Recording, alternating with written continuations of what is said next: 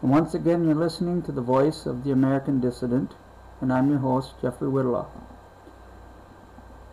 As you know, this broadcast talks about the political dangers that America and the world face.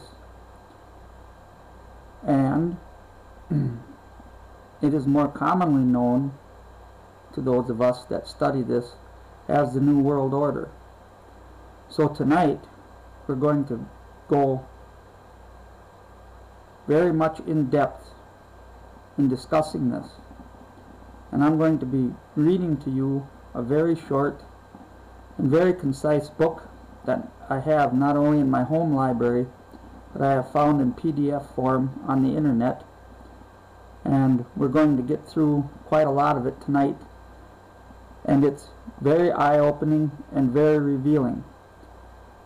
And I would hope that when you listen to this broadcast, you'll attempt to obtain this information. So we're going to go to the screen and 3D Mix, and we're going to space this out here so everybody's going to be able to see. We'll zoom in slightly. The title of this book, ladies and gentlemen, is The New World Order, and it was written by William T. Still. And I'm going to see what's going on here. And it is entitled The New World Order, The Ancient Plan of Secret Societies. And as I said, the author is William T. Still. And we are going to go down as best as we can here. And it was published by Huntington House Publishers. And it was already in its 12th printing. It was written in 1990. And I'm going to get down past the mundane parts of this, because I believe in a previous broadcast I've mentioned a few things that are also contained in this book. If my computer would work, and I gotta get back up to where I need to be here, and we will start. This book shows how an ancient plan has been hidden for centuries deep within secret societies. This scheme is designed to bring about all of mankind under a single world government, a new world order. This plan is of such antiquity that its result is even mentioned in the Bible. The role of the Antichrist mentioned in the Revelation of St. John the Divine. Other works on the subject do not trace the plan beyond the founding of one of the most notorious of these secret societies, the German Illuminati, founded in 1776. Other works fail to see any continuity between the New World Order and secret societies at all. Still others don't connect the ancient secret societies to the modern versions.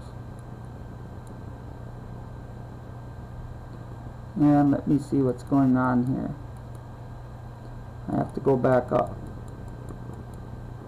And my computer is wanting to be very, very fussy tonight, ladies and gentlemen. And I don't know why it wants to do this, but it does. And it is not working very well for me tonight here. And I'm going to get it going here again, so please bear with me.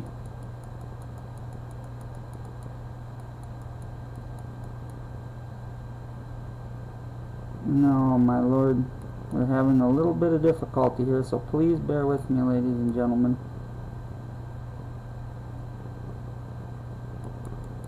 I am going to go back to the main panel here.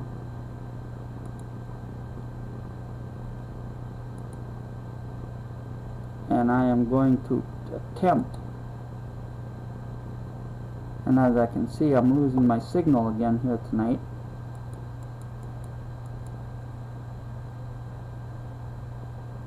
And I'm going to go back up here. I'm going to see what's going on. as to why this does not want to work. If I have to, which I believe I will do while I'm discussing this all here with you, excuse me, I'm going to go see if I can find this on Scribd real quick. It might work better there. Again, excuse me for the technical difficulties I'm having again tonight, ladies and gentlemen. I thought that I had a lot of my computer problems fixed. And as you can see, I'm having a little bit of problem again tonight with my signal. So please bear with me as I try to find this work in Scribd. And now I've completely lost my signal, but I'm going to try to find this book here.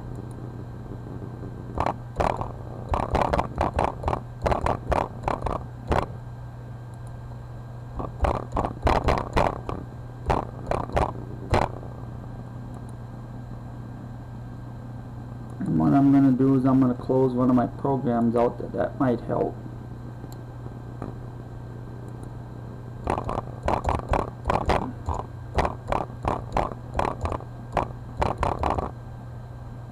Just bear with me, ladies and gentlemen.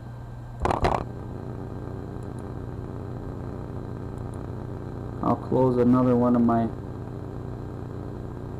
tabs that I've got that might help lower the CPU quality on my computer, because that's the issue that I keep having with my computer. And we'll see what's going on. And I have to try to find this book that I want to talk about here on Scribd.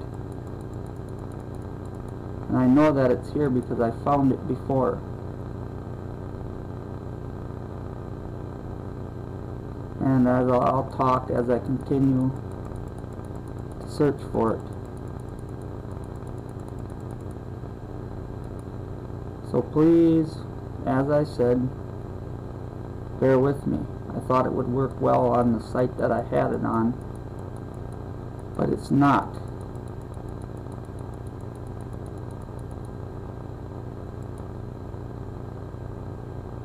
And I will continue to look for it here.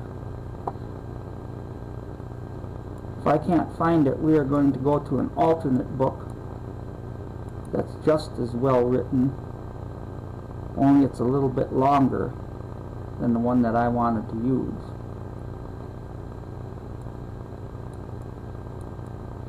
And I can also probably type in the author and see if I could find it. And we'll try that.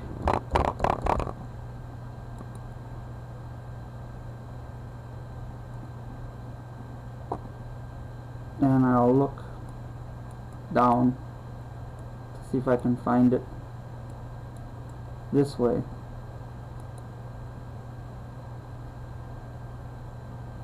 Sorry for the technical difficulties that I keep having. And I'm wasting valuable time here trying to find my material that I do have on another site, but it just does not want to work for me. The arrows freeze up, and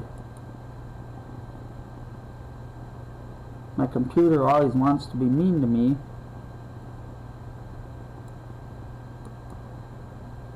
when I'm trying to do something. But I will try another search.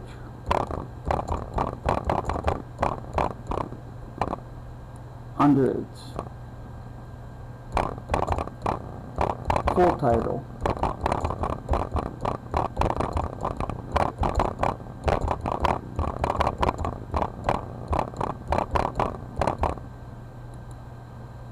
And we'll see what else I can find, if I can find it this way. And I don't think that it was removed from Scribd, because I saw it here recently. And I should be able to find it if I'm diligent enough. Unfortunately, every time that you try to look for something that you really want, you have to search and search and search and search forever in order to get the exact material that you want to talk about. And I'm still going to look and see if I can pick it up here quick. If not, we will go to an alternate source of information to discuss what we need to discuss tonight.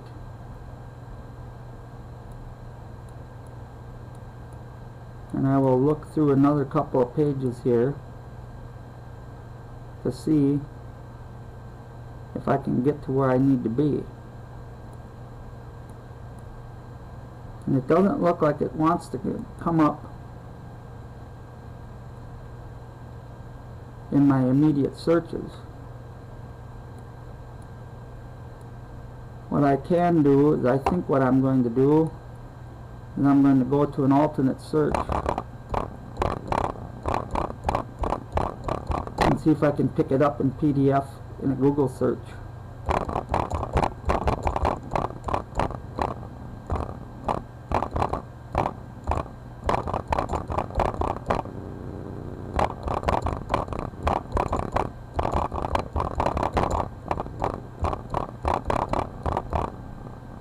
And I might be able to find it this way. And I'm going to look to see if I can find it immediately. Then I have found the link, and we are going to go to it now, ladies and gentlemen. And it's loading up, and hopefully this is going to work better here on Scribd than it did on the other page. And I have found it. So what I'm going to do is I'm going to space it out here so we can all discuss it. And I'm going to go back to my toolbar here. And yeah, I keep wanting to lose my signal, and I'm sorry about that, ladies and gentlemen, but there's nothing I can do about it. As long as you can hear my voice and you can see the book, hopefully everything's going to work out the way it's supposed to. As I said, this book is entitled The New World Order, and it's the ancient plan of secret societies, and it was authored by William T. Still. And we're going to go down past the mundane aspects of the book. If you continue to listen to this broadcast, make sure that you have a pen and paper handy always. As I said, this book is entitled The New World Order, and it was authored by William T. Still, and it can be found on www.scribd.com, and it's available there for download, or it's available there for your reading. You can always bookmark the page for your convenience, and we're going to try to get through as much of this as we can. As I said, my broadcast is dedicated to bringing the truth to the American people, and this book is well documented, and it contains a couple of chapters that I believe are very important. And I think that what we should do is we should skip the Nixon coup and go right to the ancient secret societies, and I will get down there as quick as I can, and we'll see what page this wants to load up.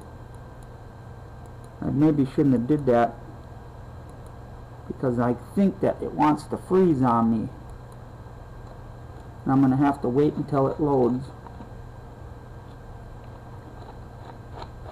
And again, I'm sorry, ladies and gentlemen, it looks like it wanted to freeze up on me, but no, there it goes. And we are going to go back up here, if I can get this to go up, and here we are. I got kind of lucky. And this is the ancient secret societies. And I did a previous broadcast, and this was also uncovered by this author, which is very important. Secret societies have existed among all peoples, savage and civilized, since the beginning of recorded history. Manly P. Hall, The Secret Destiny of America, 1944. And I would suggest, ladies and gentlemen, that you get that book, The Secret Destiny of America. You might be able to find it in the interlibrary loan system, and I encourage everybody to read it. And we will start our discussion and our study. Masonry or Freemasonry is the largest and oldest of the secret societies, and still today is one of the most powerful groups on earth. Certainly in the past it was difficult to hold a position of power in most nations without having undergone the initiatory rites of Masonry, or one of the related secret societies. One modern source lists 17 American presidents as having been Masons: Washington, Madison, Monroe, Jackson, Polk, Buchanan, Andrew Johnson, Garfield, McKinley, Teddy Roosevelt, Taft, Harding, Franklin D. Roosevelt, Truman, Lyndon Johnson, Ford, and Reagan. According to a 1951 edition of the Holy Bible Masonic edition, there is abundant evidence that Thomas Jefferson was a Mason, and Pierce and Taylor are also strongly suspected of having been members. And ladies and gentlemen, I want to interject one thing here. In the course of my studies, it was revealed to me that all presidents, when they enter office, receive the honorary 33rd degree, making them all members of the Masonic fraternity. And that's very important for you to understand, ladies and gentlemen, because Freemasonry was the founder of the United States. Although Masonry claims members in every corner of the globe, the vast majority of the 6 million members worldwide reside in the United States and Great Britain. Masons themselves are proud of their influence. One high-ranking Mason, Manly Hall, wrote, quote, "It is beyond question that the secret societies of all ages have exercised a considerable degree of political influence." Hall then urges his readers to join, quote, "join those who are really the living powers behind the thrones of modern national and international affairs," unquote. The same implication comes from other Masonic sources. The Masonic Bible states that, quote, "for well over 150 years, the destiny of this country has been determined largely by men who were members of the Masonic fraternity," unquote.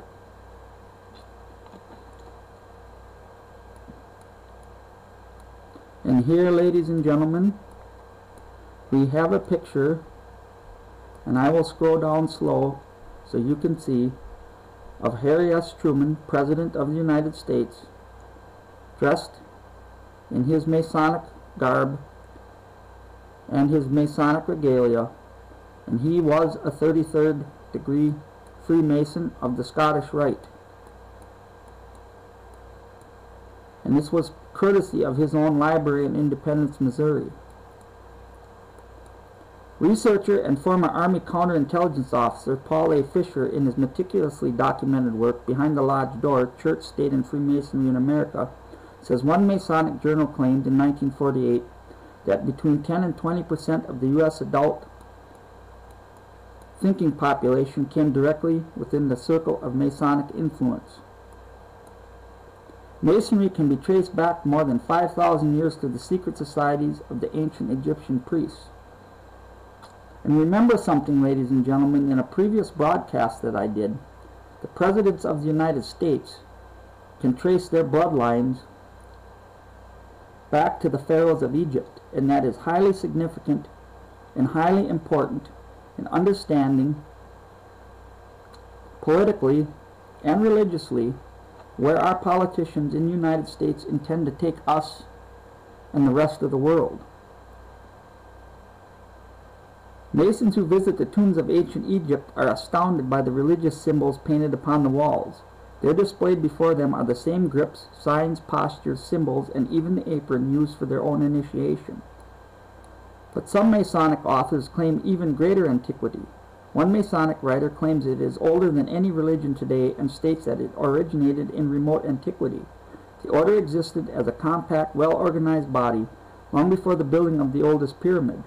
According to General Albert Pike, head of American Masonry in the late 1800s, and still today regarded as the guiding light of modern Masonry. With her traditions reaching back to the earliest times, and her symbols dating farther back than even the monumental history of Egypt extends, it is still the same as it was in the cradle of the human race, with no human foot had trodden the soil of Assyria and Egypt. Manly Hall, a 33rd degree Mason, even claims that Masonry originated in the mythical kingdom of Atlantis. The age of the Masonic school is not to be calculated by hundreds or even thousands of years, for it never had any origin in the worlds of form. It is a shadow of the great Atlantean mystery school, which stood with all its splendor in the ancient city of the Golden Gates, where now the turbulent Atlantic rolls in unbroken sweep. And again, ladies and gentlemen, in one broadcast I told you to pay particular attention to the names of the space shuttles. The last space shuttle was named Atlantis, and it was named Atlantis for a purpose. Atlantis is the great philosophical empire which those initiates in the mystery religions of Babylon intend to build upon the ashes of all the sovereign nations of the world, including that of the United States of America.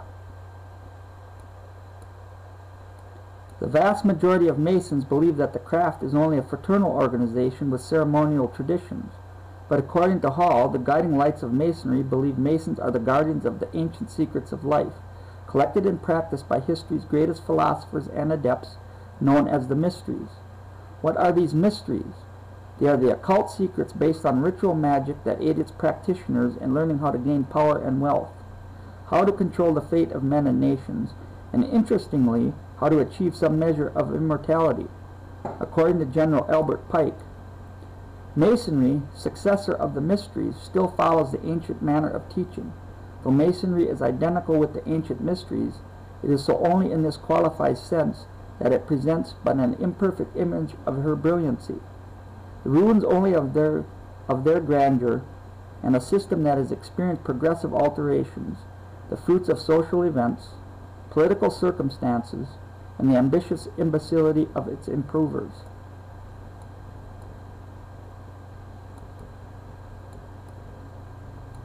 Essential to the history of ancient Masonry are the Egyptian gods Osiris and Isis.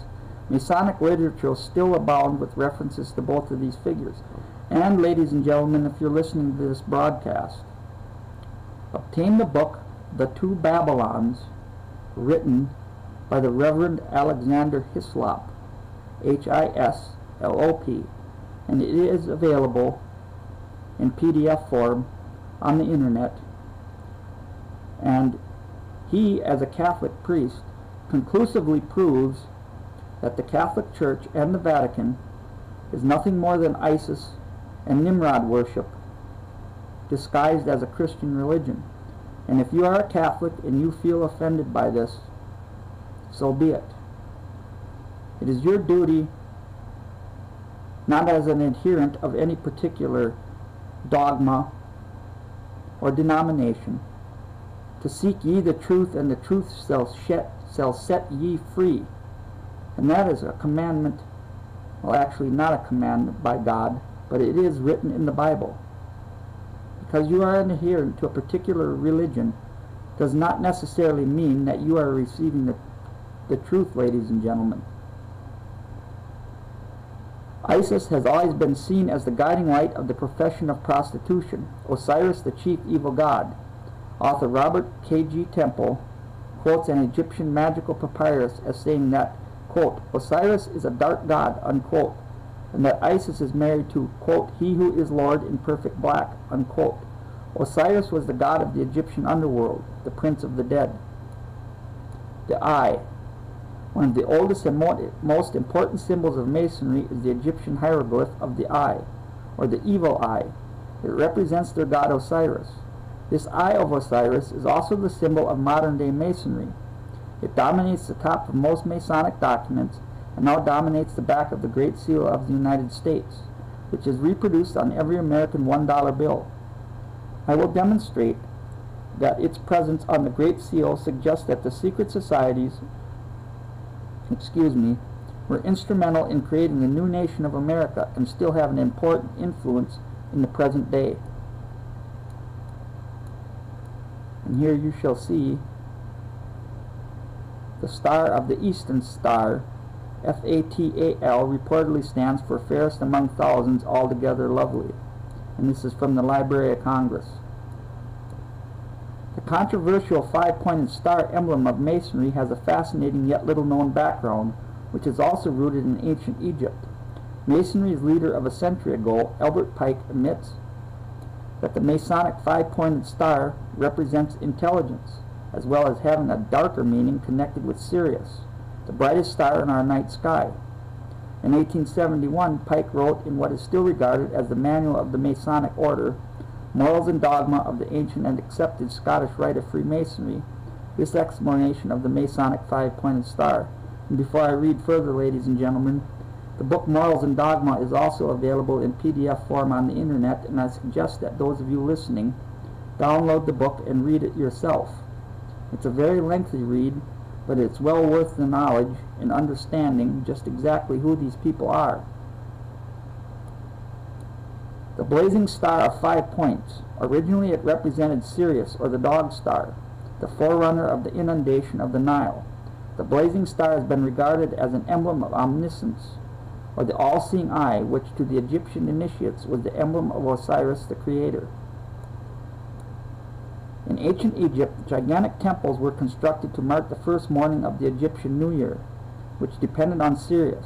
At this time, Sirius, also known as Sothis to the Greeks, would appear rising as a bright red star just above the sun. When seen high in the sky, Sirius is a blue-white in color, but when low on the horizon, it is the only star in the heavens bright enough to be seen as red in color. This phenomenon still occurs today and is due to the deflection of the light of Sirius through the Earth's atmosphere. Sirius was referred to as rubiola, which means red or rusty, in 6th century Latin texts. This recently discovered Latin reference that Sirius was known as a red star has caused considerable confusion among modern-day astronomers, as they ponder how Sirius could possibly have changed from a red giant to a white dwarf in a mere 1400 years, short by astronomical standards. Masons well versed in Egyptology must derive considerable amusement from this astronomical confusion. The pre-dawn appearance of Sirius is known as the Heliacal Rising. This event was the basis for the Egyptian Sothic calendar, and therefore one of the most basic symbols of the Egyptian religion, which in general terms we shall call Illuminism, not to be confused with the 18th century group the Illuminati. The days that followed the Heliacal Rising of Sirius became known as the Dog Days, or the hottest days of summer in the northern hemisphere. The sun. The symbol which represents the Mason personally is the sun symbol, a circle with a dot in the center. Accordingly to Manly Hall, the sun symbol represents the wisdom which radiates from every Mason. It is symbolic of the belief of Masons that God lives within and speaks through the mouths of illuminated Masons. The Master Mason is in truth a sun, a great reflector of light, who radiates through his organism, purified by ages of preparation. The glorious power which is the light of the lodge. He in truth has become the spokesman of the Most High. He stands between the glowing fire, light, and the world. Through him passes Hydra, the great snake, and from its mouth there pours to man the light of God. His symbol is the rising sun. Masonry is eternal truth. Patience is its warden. Illumination is its master. When a Mason has built all these powers into himself, there radiates from him a wonderful body of living fire, like that which surrounded the Master Jesus at the moment of his transfiguration. Masonry places great emphasis on numerical symbolism. The numbers 3, 5, and 7 are deemed of special importance. In fact, odd numbers in general are thought to have primarily male qualities. Why do odds make a lodge? Because all odds are men's advantage. Therefore, odd numbers are used whenever possible in Masonry to symbolize its male exclusivity, while even numbers are thought to possess feminine characteristics. Here is an interesting example from a Masonic text. 7 is a particularly sacred number. It is engraved in your very being, for at the age of 7 you first showed understanding. At the age of 14, puberty is generally reached. At the age of 21, manhood is recognized. At the age of 28, full growth attained. At the age of 35, physical vigor is highest. At 42, this begins to decline. At 49, man should have reached the height of his intellectual strength, and at 70, he has reached the ordinary limit of human life. Many Masons will find this sort of numerical hocus-pocus a bit silly, but those who have studied their literature cannot fail to run across this sort of symbolic material in abundance. It not only pervades Masonic literature, but Masonic art as well. Masonry, like other secret societies, advocates a religion, which is sometimes termed Illuminism. This is merely a polite name for Luciferianism. Again, this is not to be confused with the Illuminati of the 18th century. Those who follow Illuminism are known as Illuminists or Luciferians. Illuminism differs substantially from Satanism. General Albert Pike said in his instructions to the 23 Supreme Councils of World Masonry in 1889, "The Masonic religion should be by all of us initiates of the high degrees maintained in the purity of the Luciferian doctrine." In 1889, Pike simultaneously occupied the positions of Grand Master of the Central Directory of Washington, D.C., the head of D.C. Masonry, Grand Commander of the Supreme Council of Charleston, head of American Masonry, and Sovereign Pontiff of Universal Freemasonry, head of World Masonry. And, ladies and gentlemen, in case you didn't know, there is but one Confederate statue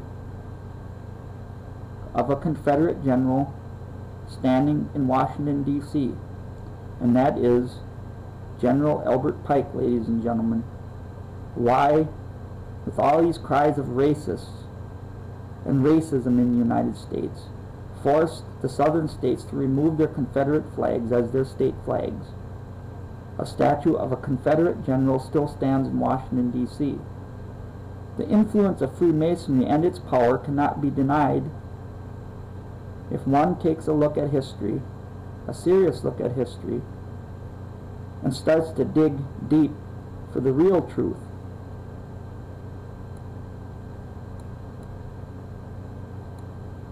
And this is next part, ladies and gentlemen, what we're going to discuss is very important in understanding the mentality of those who seek a new world order.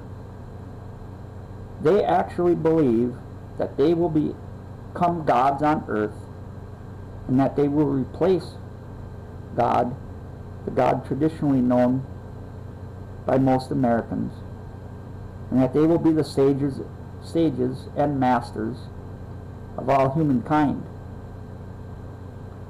Illuminism, the Luciferian religion, teaches that man can become God, that he can evolve through initiatory steps and a God state himself.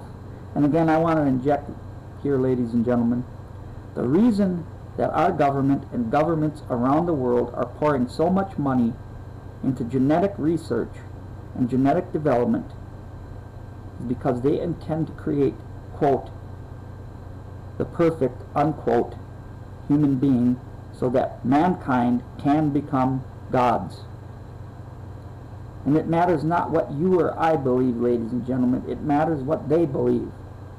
And they are in control, and they run this world. Even though written in 1871, Pike's words are still regarded as the highest Masonic authority by virtue of the fact that Morals and Dogma is still required reading for Scottish Rite Masons. Pike said, "Whosoever aids the march of a truth writes in the same line with Moses and him who died upon the cross, and has an intellectual sympathy with the deity himself." Of course, once you have evolved into a god, you can make up your own rules, make up your own morality. This tired philosophy has been used through the centuries to justify countless crimes and debaucheries. Illuminists feel that man can attain more wisdom and spiritual advancement by studying their secret knowledge than he can from any conventional religion. Masonic authority Manly Hall wrote,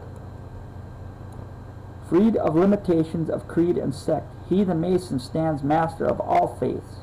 Freemasonry is not a creed or doctrine, but a universal expression of divine wisdom, a very secret and sacred philosophy that has existed for all time, and has been the inspiration of the great saints and sages of all ages, i.e. the perfect wisdom of God, revealing itself through a secret hierarchy of illuminated minds." Determining the philosophy of Masonry is very difficult.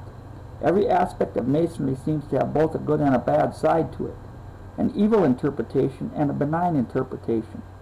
Those who wish to find a Christian interpretation in its symbols can find ample published Masonic justifications. Those who wish to show that Masonry is really a form of deism built for all religions and faiths can easily do so. Even Muslims are well aware of the Masonic quasi-religious trickery. Therefore, if you find any truth in the Bible, the Mason says, that's Masonry. If a Muslim expounds upon the science of Al-Islam, that science is called Masonry. Some Masonic writers have gone as far as to say Adam was a Mason because the Bible says he covered his private area with leaves, which represents the Masonic apron. Such claims are made by those who want to make the uninitiated think that the, quote, wisdom of the ages, unquote, can only be found in Masonry. However, those who wish to show Masonry to be of a Luciferian or even of a satanic basis encounter difficulty, finding references hidden in the more secretive source material, but they can be found. Masonry itself admits to the confusion. British Mason Colin F. W. Dyer wrote in his 1976 book, Speculative Craft Masonry, "It is possible to give a Christian interpretation to the whole craft, Masonry, but a non-Christian interpretation should also exist and be just as correct. There is one fact which must always be borne in mind. As time passes, men weave new legends round old customs, or import them from another school of belief. This tendency can be traced in Masonry in many ways. More than one new meaning lies hidden in our silent emblems, and the ostensible explanation given in the ceremony is usually neither the original nor the most profound meaning attached to it. So to the Christian Mason, Masonry is an integral part of the Christian faith, according to Dyer. The first degree of Masonry teaches the candidate that his actions must be squared by the precepts contained in the Holy Bible, the constant study of which is strongly recommended. As we will see, however, the, quote, Christian, unquote, candidate is slowly weaned off the Christian path, and without ever realizing it, gently set on the path of deism, the forerunner of modern-day Unitarianism. Deists believe in a God who exists merely to create the universe, but then withdrew to meddle no more in the affairs of man. Therefore, Jesus is considered to have been at best a prophet or a wise man, and certainly not the Son of God. For in deism, man needs no God, and in fact, through reason and secret initiated knowledge or illumination, deists believe that man can become as God, and that, ladies and gentlemen, is a central precept in bringing about the New World Order, because the Illuminati and those of the mystery schools intend to replace God and make themselves God.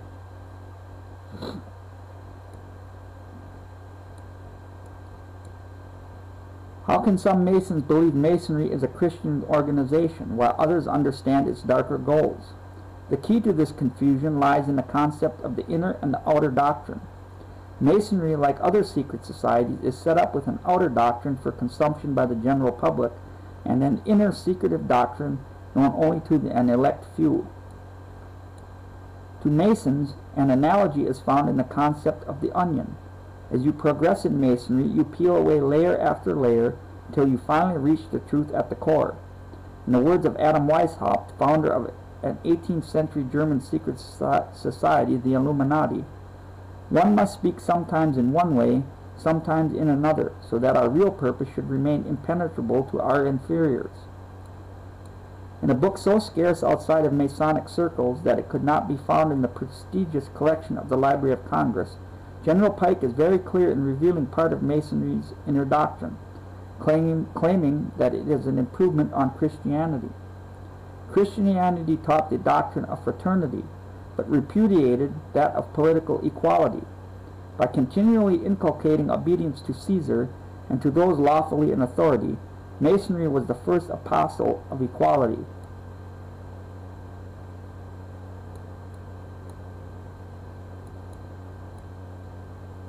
Pike also explained that Masonry must deceive its members in the first 3 degrees, called the Blue Lodges. The blue degrees are but the outer court or portico of the temple. Part of the symbols are displayed there to the initiate, but he is intentionally misled by false interpretations. It is not intended that he shall understand them. but it is intended that he shall imagine he understands them. Their true explanation is reserved for the adepts, the princes of Masonry. The basic deception of Masonry is perfectly depicted by the Sphinx. It is well enough for the mass of those called Masons to imagine that all is contained in the blue degrees, and whose attempts to deceive them will labor in vain. Masonry is the veritable Sphinx, buried to the head in the sands, heaped round it by the ages. Masons must swear oaths, known as blood oaths, that they will never reveal the secrets of their order on pain of a barbaric death. After extensive memorization of Masonic lore and philosophy, the candidate is initiated into what is known as the Lodge. At first, members are told little about the goals of their order. It is only gradually, as the member advances through the various degrees or steps of initiation, that the true scope of Masonry is revealed. One Masonic source has said, "Masonry should be felt everywhere, but nowhere should it be unveiled. The whole strength of Masonry lies in its discretion. Our enemies fear us all the more because we never reveal our methods of action." As the new Mason becomes more trusted and more involved, he gradually becomes able to accept the truths of his newfound religion. The moment a Mason does not accept one of these new tenets of his new morality, his advancement mysteriously freezes. If Masonry were really purveying pure truth as it claims, then why would it need to keep its ancient secrets hidden? For as Jesus said in John chapter 18, verse 20, "I have always taught in synagogues and in the temple, where all Jews come together. I have said nothing secretly." In reality, there are two reasons for Masonic secrecy. First of all, if every Mason's wife knew the exact content of the blood oaths to which her husband had sworn, then Masonry would collapse in a single night. In the wider scope, anti-Masonic investigations, inquisitors, and purges have been launched whenever the order's secrets have been revealed. Secondly, secrecy makes members feel that they are part of an elite group. This tends to better weld them into a unit. Adam Weishaupt, father of the 18th century group which eventually consumed European Masonry, the Illuminati, wrote, "For our order wishes to be secret and to work in silence, for thus it is better secured from the oppression of the ruling powers. And because this secrecy gives a greatest to the whole, the slightest observation shows that nothing will so much contribute to increase the zeal of the members of the secret union." Ironically, most Masons never know the darkest secrets of their order because Masonry is constructed as a secret society within a secret society. The outer doctrine is constructed to have a mass appeal and to seem relatively harmless to the vast majority of members. After all, the goal of any successful organization must be to attract good men if it is to survive. The inner doctrine is only for the highest initiates. One of the greatest secrets of Masonry and all of the secret societies is something called the Great Plan, the details of which are known only to those with access to the inner doctrine. Excuse me, ladies and gentlemen. As one Masonic scholar explained, though the whole extent and origin of the plan was known only to an initiate few, members of the outer order were subjected to a selective system by which they could attain to numerous degrees and proportionately receive deeper insight into the work. This in turn spurred them to greater effort and endeavor in their various occupations and stations in life, and made them useful instruments. And again, ladies and gentlemen, another name of one of the space shuttles was called the Endeavor.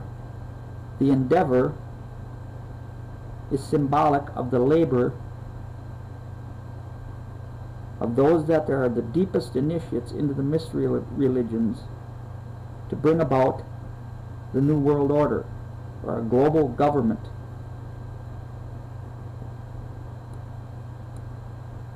This outer doctrine allows the average member to see his organization as little more than a social fraternity involved in a few charitable works.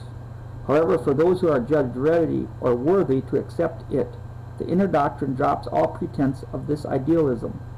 As we shall see, this inner doctrine is nothing less than a cancer growing on civilization, unknowingly supported by the huge body of mostly innocent, dues-paying members. The Masonry-Lucifer connection is further strengthened by occultist Mason Manly Hall, who says that when the Mason learns how to use this occult power, quote, he has learned the mystery of his craft. The seething energies of Lucifer are in his hands, and before he may step onward and upward, he must prove his ability to properly apply energy, unquote. So as we shall see, acquiring the seething energies of Lucifer is but the first step. To show that he is worthy to move up, the Mason must prove he can apply this knowledge.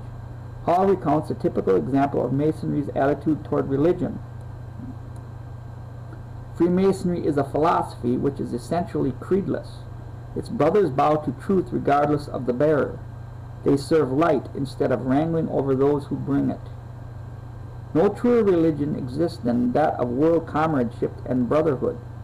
Freemasonry is not a material thing, it is a science of the soul, a divine symbolic language perpetuating by certain concrete symbols the sacred mysteries of the ancients.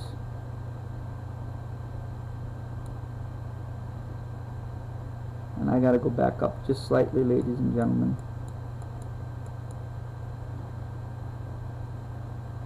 So are Masons Satanists? Not at all. Though few Masons know it, the god of Masonry is Lucifer. What's the difference between Lucifer and Satan? Luciferians think they are doing good. Satanists know they are evil. In the Bible, Lucifer was God's most important angel, perfect in thy ways, full of wisdom and perfect beauty. Although he was the highest angel, Lucifer wanted more. He wanted to replace God, and so he led the first revolution and rebelled against God. God quickly cast Lucifer out of heaven, banishing 1/3 of all the angels with him. Lucifer, the good angel of light, forevermore became Satan, the evil angel of darkness. How are you fallen from heaven, O day star, son of dawn! How you are cut down to the ground, you who laid the nations low! You said in your heart, I will ascend to heaven above the stars of God. Isaiah chapter 14, verses 12 through 15. However, the essence of Masonry and of all Luciferian religions denies this biblical account. The real secret of all the secret societies is that they believe Lucifer never fell to earth, that Lucifer is really God, and he has been since the dawn of creation. They derisively call the Christian God by the name Adonai, and believe that he is really the god of evil because he forces men to be subservient to his repressive dictates. So to Luciferians, God has a dual nature. He is the good God, Lucifer, and the bad god, Adonai, both supposedly equal in power, yet opposite in intent. This idea is symbolized by the circular yin-yang symbol of the Buddhists, or the black and white checkerboard pattern seen on the floor of Masonic lodges or buildings. Lucifer is further subdivided into Isis, the female principle, and Osiris, the male principle. The myth that a benevolent Lucifer still exists is at the core of all the secret societies. It paints Lucifer as being different from Satan, as some form of benevolent God who favors his followers on the basis of their level of illumination. By comparison, Christianity teaches the faith in Jesus Christ is the determining factor in the attainment of everlasting spiritual life. Masons have their own Luciferian-based calendar. Our Western calendar counts its years based on the number of years before and after Christ, BC for before Christ, and AD, Anno Domini, meaning in the year of the Lord, for the years after the birth of Christ. The Masonic calendar counts its years with the suffix AL, meaning Anno Lucius, or year of light, the Masonic year of the creation. This can also be interpreted to mean year of Lucifer. Masons don't count their years from the year of Christ's death because, for a rather curious reason, they consider it a tragedy. In their initiation ceremony for the 18th degree, the night of the Rose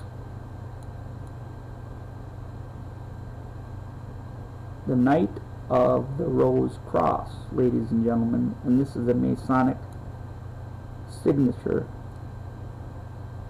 The night of the Rose Crucius, also known as the Rose Croix, the Red Cross, or the Rosicrucians, Masons symbolically drape the lodge room in black and sit on the floor in silence, resting their heads in their arms in mock grief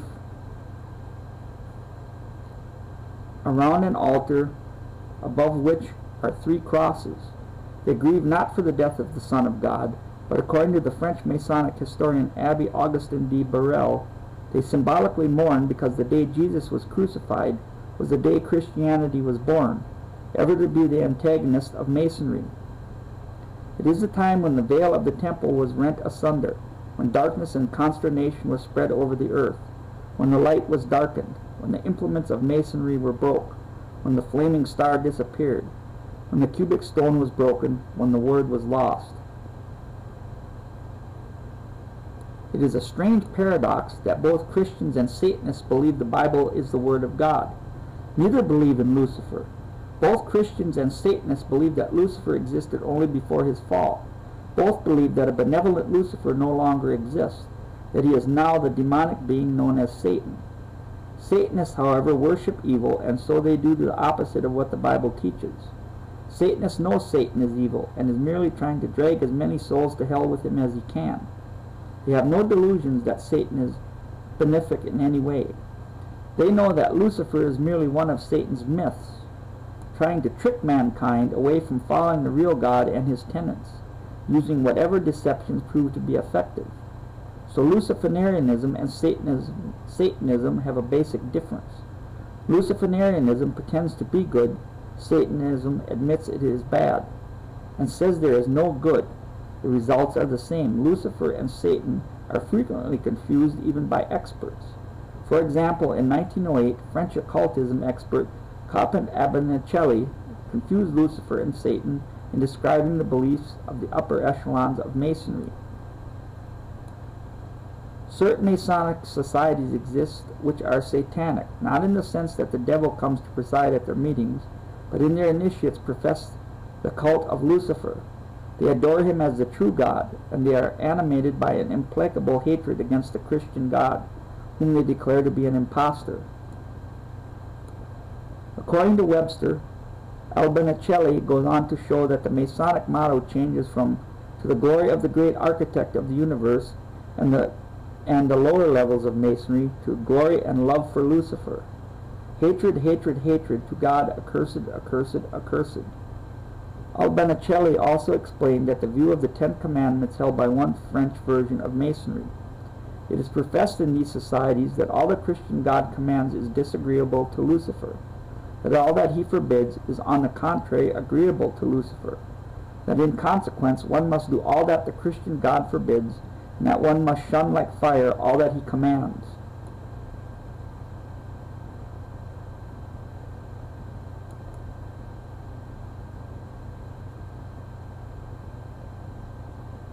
It should be noted, excuse me ladies and gentlemen, it should be noted here that some Masons, especially British and American Masons, vehemently deny that they embrace any satanic or Luciferian doctrines. In fact, many claim that French Masonry is bad, while British Masonry and its American derivative is benign. The truth is that all Masons, no matter which country they are in, have to swear to increasingly horrific blood oaths as they ascend through the degrees of initiation. Masons complain bitterly that these oaths are merely ceremonial and meaningless, at least in today's world. If this is so, then why perpetuate them? The similarities between continental and Anglo-American Masonry are so substantial and so well documented, while the demonstrable differences are so few, that at this point it is incumbent on the Masonic fraternity to prove there is no significant difference. Both Lucifer and Satan incite revolution against all forms of authority, husband against wife, child against parent, citizen against government. Rebellion against supposedly unjust authority is the hallmark of all Masonry. The Bible, however, teaches obedience. Wives must submit to your husband's leadership. Children, obey your parents and obey every law of your government, those of the king as head of state and those of the king's officers, for he has sent them to punish all who do wrong and to honor those who do right. Illuminism teaches the opposite of obedience. Revolution Illuminists are living the sad and ultimate deception of all mankind, believing that man does not need God, does not need obedience. for even Satan disguises himself as an angel of light. Therefore it is not surprising that his servants also disguise themselves as servants of righteousness, whose end shall be according to their deeds. The ancient struggle between Satan and God for the souls of men has affected every individual and every nation, though every period of human history since the Garden of Eden, where Eve was successfully tempted and deceived by the serpent to, quote, eat of the tree of knowledge of good and evil, because then she would attain deity, quote, ye shall surely not die, for then your eyes shall be opened, and ye shall be as gods, knowing good and evil, unquote. All the secret societies play on this yearning of all men to seek immortality for themselves or their souls. The Luciferian doctrine promises enlightenment via Lucifer. It promises that man can become a god through secret knowledge passed down through these societies. The basic philosophies of Illuminism turn up in every culture, ancient or modern. Only the names of their gods change. Iris and Osiris and some of the other Egyptian gods mutated into new identities as they passed into different nations and different areas. In ancient Greece and Rome, Isis mutated into a variety of slightly different forms, such as Diana, Athena, and Aphrodite, and Venus. Osiris became Zeus, Poseidon, and Mercury. Why is this mythology important? Because the worship of these pagan gods and goddesses still exists, ladies and gentlemen. How are the secret societies' secrets kept secure? One of the methods of preserving secrecy in secret societies is the concept of common criminality.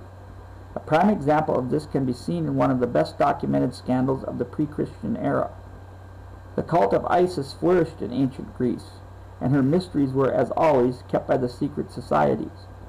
But the proverbial cat got out of the bag when the famous mystery scandal broke in ancient Athens. It seems that a large group of aristocrats conspired to overthrow the Athenian democracy.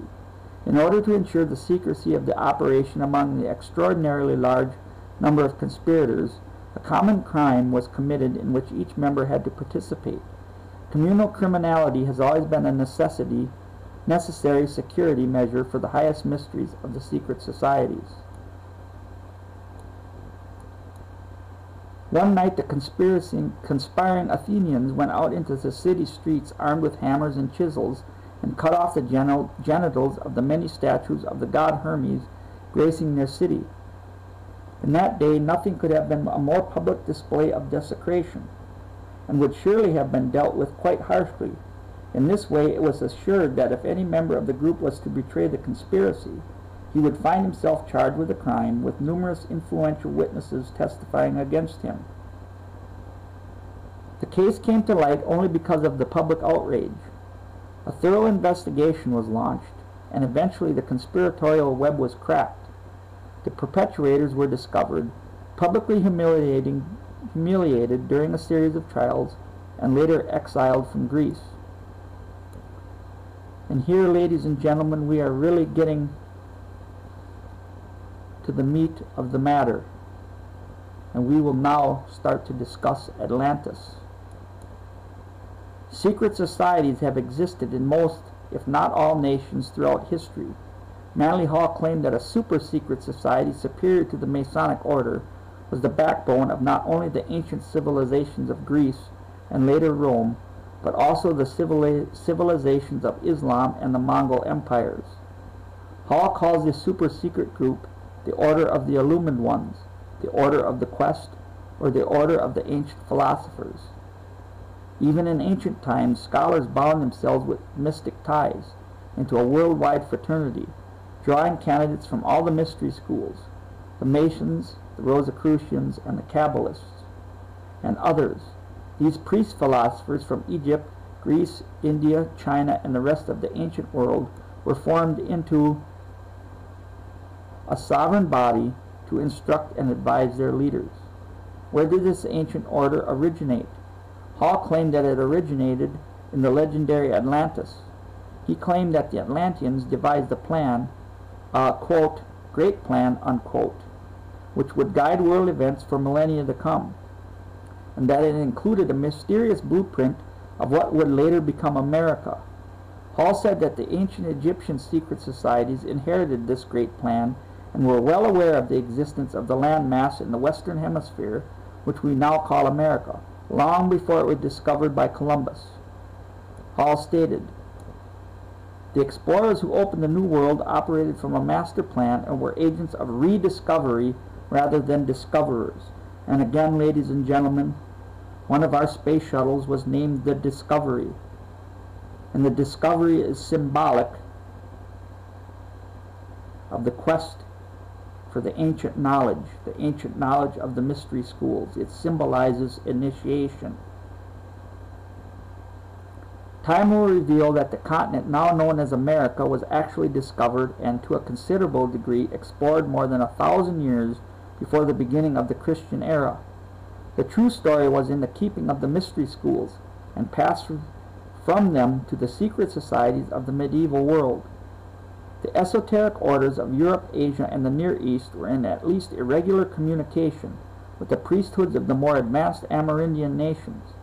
Plans for the development of the Western Hemisphere were formulated in Alexandria, Mecca, Delhi, and Lhasa, long before most European statesmen were aware of the great utopian program.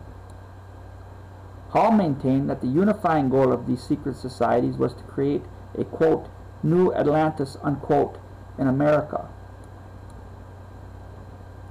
The bold resolution was made that this western continent should become the site of the philosophic empire. Just when this was done, it is impossible now to say, but certainly the decision was reached prior to the time of Plato, for a thinly veiled statement of this resolution is the substance of his treatise on the Atlantic Islands. America, according to this great plan, was to become the first nation to begin to establish, quote, universal democracy, unquote, or world commonwealth of nations. This quest was said to be the most noble pursuit to which a man could devote himself. It is said to have been so perfectly inspired that it continues today. The mechanism for the accomplishment of this idea was set in motion in the ancient temples of Greece, Egypt, and India. So brilliant was the plan, and so well was it administrated, that it has survived to our time, and it will continue to function until the great work is accomplished. So just what is Illuminism? I have mentioned in vague terms such as light and secret knowledge. However, illumination is not just the knowledge gained from reading books or receiving oral instruction, or even the secretive knowledge gained from initiation. Illumination also involved a vivid flash of insight or understanding, regardless of what means are used to attain it. Wise men, the ancients believed, were a separate race, and to be born into this race it was necessary to develop the mind to a state of enlightened intelligence. The old philosophers taught that the physical birth is an accident, for men are born into various races and nationalities, according to the laws of generation. But there is a second birth, which is not an accident. It is the consequence of a proper intent.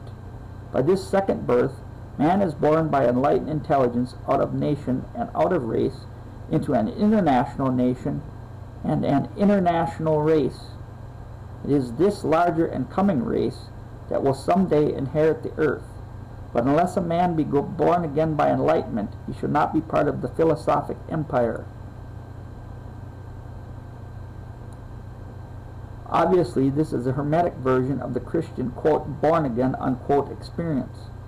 This is a theme which runs throughout Masonry and all the other secret societies, that the acquisition of secret knowledge or illumination is man's salvation. There are many ways to achieve illumination. The method most important to illuminists is the mystical inspiration invoked by the performance of occult rituals. Illumination can be achieved by dancing to exhaustion to the rhythm of native drums. It can be brought on by sexual rituals, such as those practiced in tantric yoga. To the Satanists, it can be brought only on by ritualistic sacrifice. Throughout history, mind-altering substances such as marijuana, hashish, peyote cactus, and LSD have been used to achieve this paranormal mystical experience. In fact, the Greek word for sorcery is pharmacopoeia, from whence came the word pharmaceuticals. Another branch of Illuminism which still survives is Gnosticism. It rose in the 1st and 2nd centuries AD and taught that the magical knowledge known as gnosis was the only path to salvation. One of the ways believers received access to these divine mysteries was through sexual orgies disguised as religious rites. The general Gnostic emphasis on knowledge received through mystical, magical inspiration naturally led to a contempt for conventional morality, because according to Gnosticism, a man did not reach heaven by leading a good life, or through faith, but through possession of gnosis. A man who received gnosis had in effect evolved into a god, and could not be corrupted by anything he might do.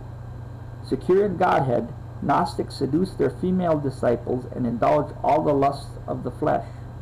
Some Gnostics said that good and evil were meaningless labels, and that the way to perfection was to experience everything.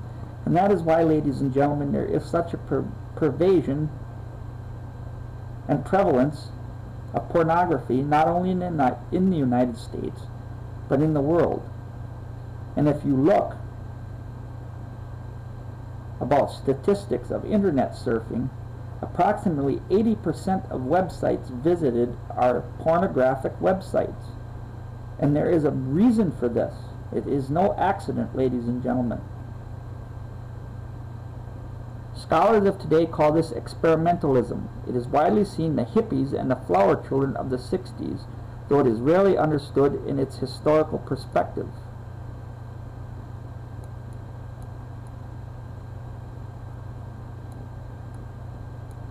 It is not a large leap from Gnosticism to Satanism. Researcher Richard Cavendish, author of The Black Arts, has written, "All these Gnostic ideas fit in the general pattern of Satanism. Indeed, they largely established it."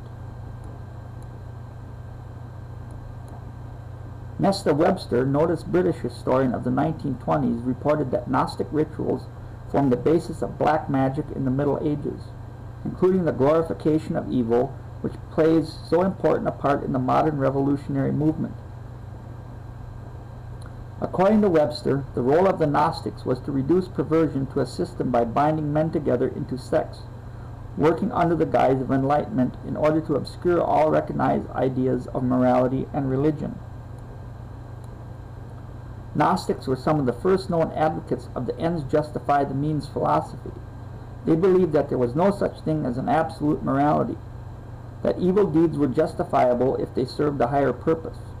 Since the 2nd century, the Christian concept of man reaching up to God has been under constant yet subtle attack.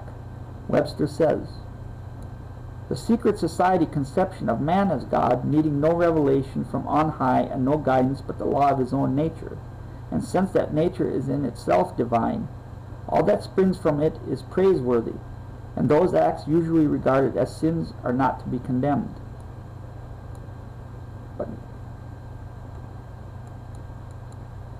But Gnosticism has at its core the same belief in Lucifer that all the Illuminist philosophies do. A cult expert, Edith Starr Miller, pointed out that Gnostics believed themselves to be gods. Writing in her 1933 book, Occult Theocracy, she said, "Such was the excellency of their knowledge and illumination who arrogantly styled themselves Gnostics, that they feel they are superior to Peter and Paul or any of Christ's other disciples. They only have drunk up the supreme knowledge, are above principalities and powers, secure of salvation, and for that very reason are free to debauch women." The Gnostics set themselves up as gods or demigods, enticing men to follow their system by sexual perversion, and or by the promise of secret knowledge.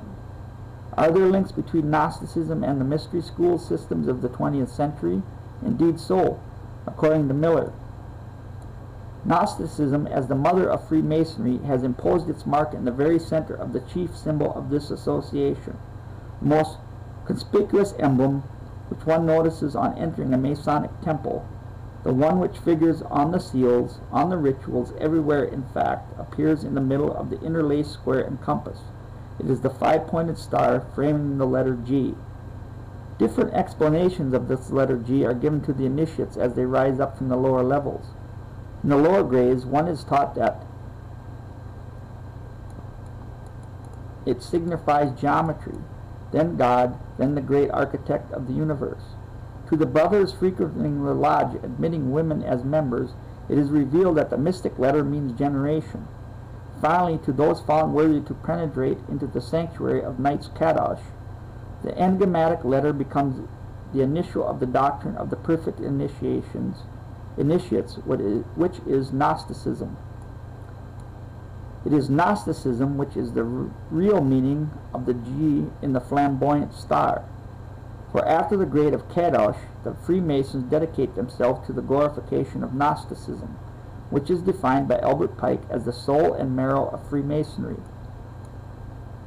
Popular history texts and encyclopedias generally point the Illuminati as having its origins in 1776 Bavaria. However, the origins go back much further. The Illuminati are tied directly through Masonry to the Sun and Isis cults of ancient Egypt. The term Illuminati was used by the early writer Menendez Pelayo as early as 1492, and is attributable to a group known as the Alumbrados of Spain. The Alumbrados were said to receive secret knowledge from an unknown higher source, resulting in superior human intelligence. This group was condemned by an edict of the Grand Inquisition in 1623, in what was another battle in the long-running war between the Catholic Church and the secret societies. Some writers claim that a group known as the Illuminated Ones was founded by Joachim de Flores in the 11th century and taught a primitive, supposedly Christian doctrine of poverty and equality. This tactic to disguise Illuminism behind a thin veil of Christianity is now a well-established theme. Later, this group is said to have become violent, plundering the rich and thereby discrediting Christianity as a whole. Still other writers trace the Illuminati to the dreaded Ismailian sect of Islam, also known as the Order of Assassins. Founded in 1090 by Hassan Sabah, this group combined the use of the drug hashish with murder as their main path to illumination. Killing was a mystical experience to this branch of the mystery schools. They not only maintained their control by murder and threats of murder, they believed that this assassin could acquire the gnosis or soul energy from the victim. This is the theory behind the human and animal sacrifices of Satanists throughout history. Primitive religions get the same effect by dancing and drum beating.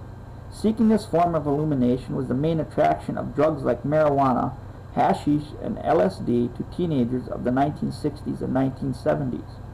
Buddhists can gain the same illumination through sexual rituals known as tantric yoga, or through different forms of meditation. Witchcraft covens still meet in the nude and participate in group sexual rituals for the same effect. Mass participation in animal sacrifice is another way to scavenge gnosis. The sad fact is that although sex, drugs, dancing, and drum beating are believed to release a lot of gnosis, Satanists believe that sacrifices release more of it than anything else. Such are the dark and sordid machinations of the deluded souls who think that their gnosis accumulations and illumination will give them some form of deity or immortality, ladies and gentlemen. This is only a thumbnail sketch of the myriad forms of illumination as taken up to the 18th century AD. It is important to realize, however, that Illuminism is really the religion of a benevolent mythical Lucifer, not Satan. It is disguised as political idealism, bent on eradicating religion and monarchies in general and Christianity in particular, and gaining global control for a commonwealth of nations featuring universal democracy. And no wonder, for even Satan disguises himself as an angel of light. And we will continue down, ladies and gentlemen.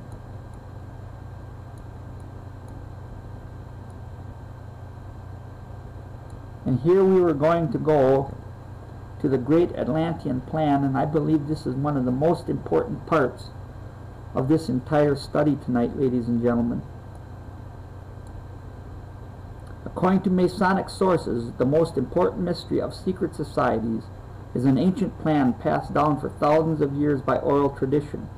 for the establishment of a world government, a universal democracy, a, quote, new Atlantis, unquote.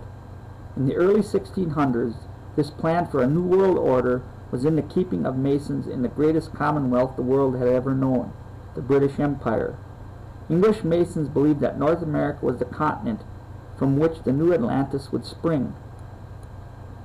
Most people believe that the legend of Atlantis is only a myth, yet the similarities between the account of the destruction of Atlantis and the biblical account of the flood of Noah are really quite remarkable. They appear to be the same event. The difference may be just one of perspective. From the vantage point of secret societies, the destruction of Atlantis was a tragedy. Manly Hall claimed that the Atlantean legend is central to the philosophy of all secret societies. He describes Masonry as, quote, a university teaching the liberal arts and sciences of the soul. It is a shadow of the great Atlantean mystery school, which stood from all its splendor in the ancient city of the Golden Gates, unquote. From the biblical point of view, its destruction was a necessity because the pre-flood world had become so corrupt. And God looked on the earth, and behold, it was corrupt, for all flesh had corrupted their way upon the earth. I am bringing the flood of water upon the earth. Everything on the earth shall perish.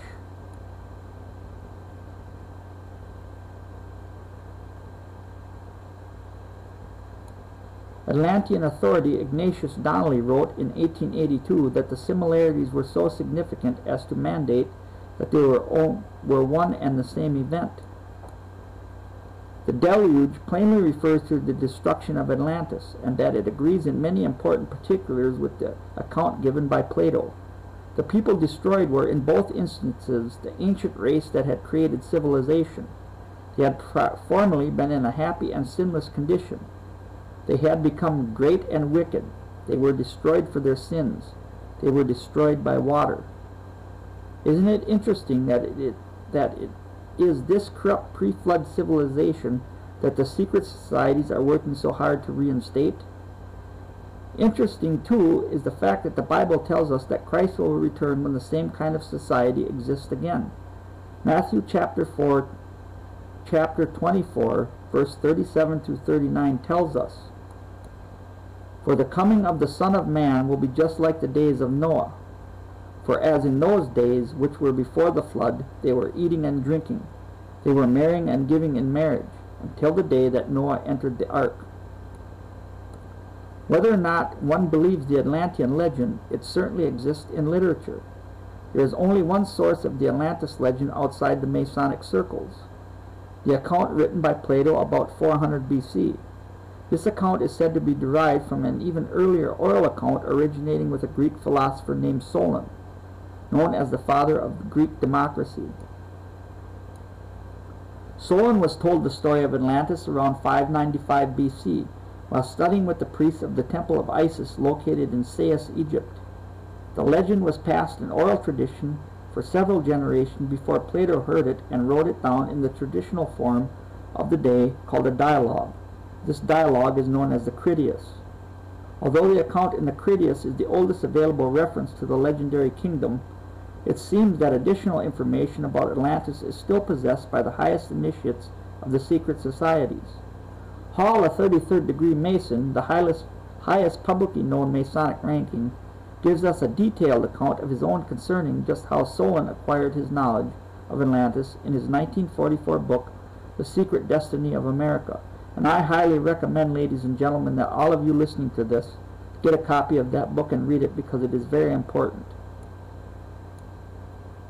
Although he does not provide this reader with the source of the story, Hall recounts that Solon, while visiting Egypt in search of wisdom, was accepted by the priests into the temple of Isis as a brother initiate and was shown their secrets. According to Hall's undocumented yet interesting account, the priest took Solon down a long series of ancient steps, hewn from living rock, that eventually opened into a huge subterranean chamber to which flowed part of the Nile River. The party boarded a small boat that was rowed by blind men to a tiny island far underground. On this island were two pillars made of a rare metal, said to be orichalcum, the fabled indestructible Atlantean material. which neither rusted nor deteriorated with age. Upon these two huge inviolable pillars were curious writings in a mysterious language unknown to Solon. Solon was told that the columns were placed there thousands of years earlier by a lost people who had vanished forever. He was told that the mysterious inscriptions on the columns were the laws of the Atlantean ancients, left there to steer mankind until the appointed time for the Atlantean civilization to flourish once again. According to this count, at its peak, some 10,000 years before the Greek civilization, Atlantis was ruled in complete harmony by a cooperative commonwealth of 10 kings, known as the Atlantic League. 7 of these kings ruled over the 7 islands that actually made up what is called the continent of Atlantis. The other 3 kings of the Atlantean kingdom ruled over the other 3 known continents, Europe, Asia, and Africa. One day, the 7 kings of Atlantis decided to conquer the other 3 continents. They invaded Greece and all of Europe about 10,000 BC. This overt transgression of Atlantean law enraged the father of all the gods. In a single evening, Zeus caused the entire island of Atlantis, with some 60 million inhabitants, to sink beneath the waves. In fact, in the record of almost every civilization for which ancient legends exist, the one thing they all hold in common is a flood tradition in the distant past.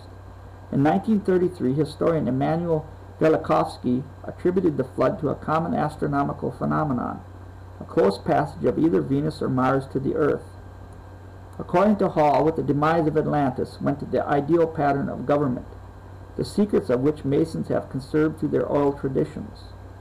So complete was this destruction that men forgot there is a better way of life, and accepted the evils of war and crime and poverty as inevitable. The old Atlantis is gone, dissolved in a sea of human doubts, but the philosophical empire will come again as a democracy of wise men. Solon was told that the mysterious columns were all that was left of the ancient Atlantean culture to guide the future government of nations. However, what Hall and Masons fail to point out is that this supposedly ideal pattern of government led to the destruction of old Atlantis. Can there be any doubt that if such a government is ever reinstalled, it will bring about the same tragic result? Manly Hall explained why this Atlantean legend is so important to understanding the goals of those who are still striving to bring forth a new world order in America.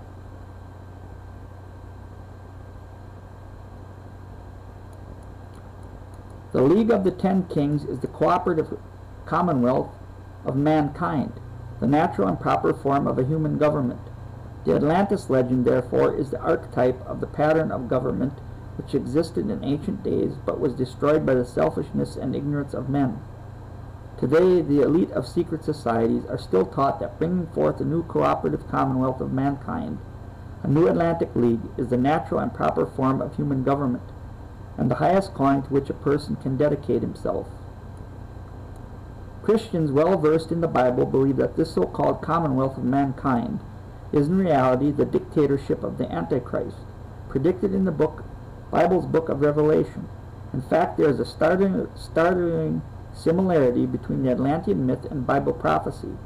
Revelation chapter 13 verses 1 states, "And I stood upon the sand of the sea, and saw a beast rise up out of the sea, having 7 heads and 10 horns, and upon his horns 10 crowns, and upon his heads the name of blasphemy."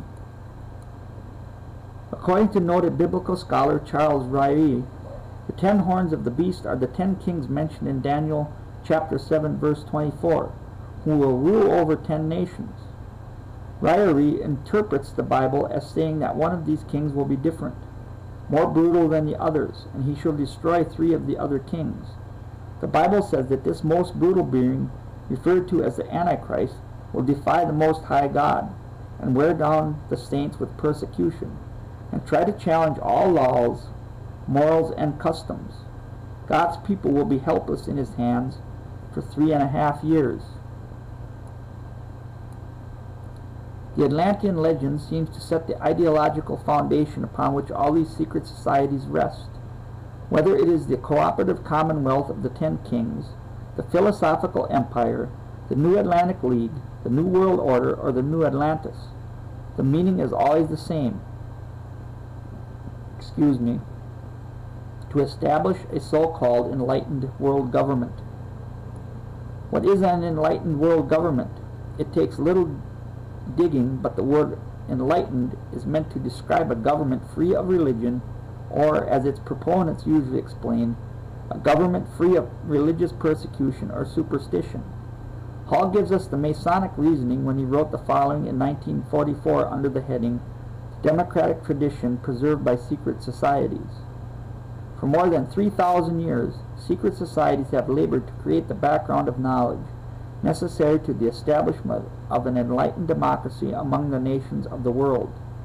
The rise of the Christian Church brought persecution, driving the guilds, the secret societies, into greater secrecy, but all have continued searching for human happiness under a variety of rituals and symbols, and they still exist.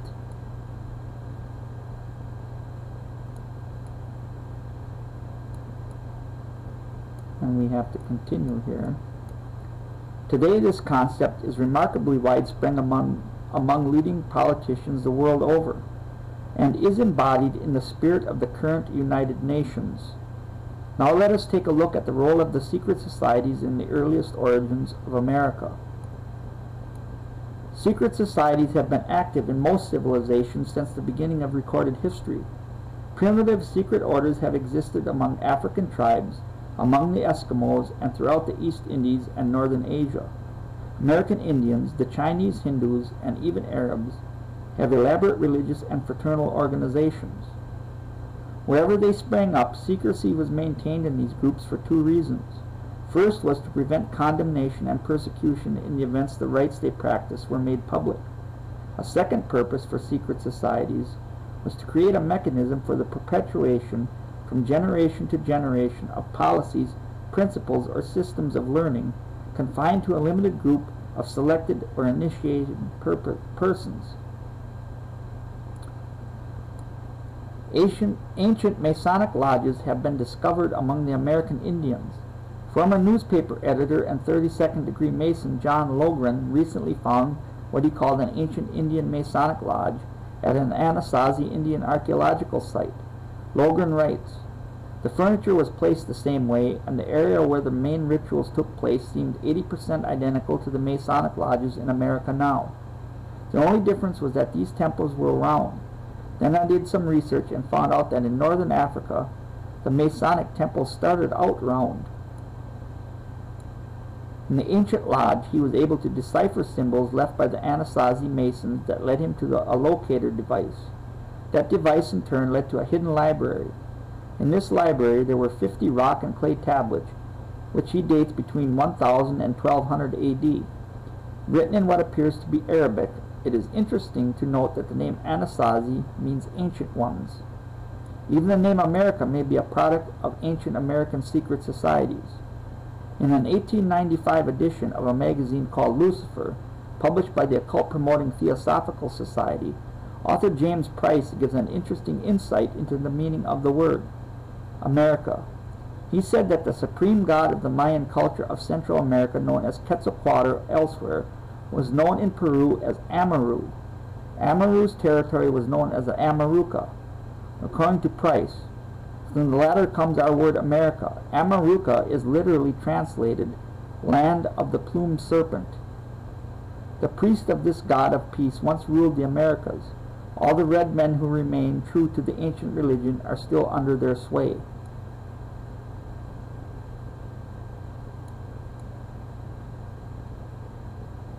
Most historians attribute the name America to explorer Amerigo Vespucci, but Manly Hall claims that since the serpent is frequently symbolic of Lucifer, it is no exaggeration to extrapolate from this that America may well mean, quote, land of Lucifer, unquote. To the secret societies, Lucifer is always depicted as a benevolent, peace-loving god with nothing but the best intentions for the human race. In Greek mythology, he was known as Prometheus, the titan who defied Zeus to bestow the gift of fire upon mankind, an act for which he was tortured mercilessly. Interestingly, the initiatory knowledge of secret societies is commonly referred to as light and associated with fire. Among Luciferians, God is seen as evil, trying to keep knowledge away from man. The same scenario was repeated in the Garden of Eden when the snake explained to Adam and Eve that God did not want them to have knowledge that would make them wise. In Central and South America, a land of dark-skinned natives, Quetzalcoatl was said to be a white man with a strong body, broad forehead, large eyes, and a flowing beard. He wore a mitre on his head, similar to the headdress worn by the Egyptian goddess Isis in ancient Egyptian drawings. Quetzalcoatl, dressed in long white robes reaching to his feet, which were covered with a design of red crosses. This brings to mind the garb of the British Crusaders, and as we know now, the Rosy Cross symbol is the one employed by another modern-day secret society, the Rosicrucians. Quetzalcoatl left the Americas and entrusted his teachings and the purpose of his mission to a secret, quote, order of priests, unquote, until the day when he returned to rule again. This is why when Spanish explorers first set foot in Central America, they were greeted as returning gods, because native legend had predicted the return of the white-faced Quetzalcoatl. If one man can be singled out as the person most responsible for the colonization of America, the honor would certainly fall to the head of both Masonry and Rosicrucianism of his era, Sir Francis Bacon. In the early 1600s, Bacon authored a novel entitled New Atlantis, which laid out the idea for a utopian society across the ocean from Europe where mankind could build a new civilization based upon the principles he believed to be those of the legendary lost continent of Atlantis, cherishing as he did the dream of a great commonwealth in the New Atlantis.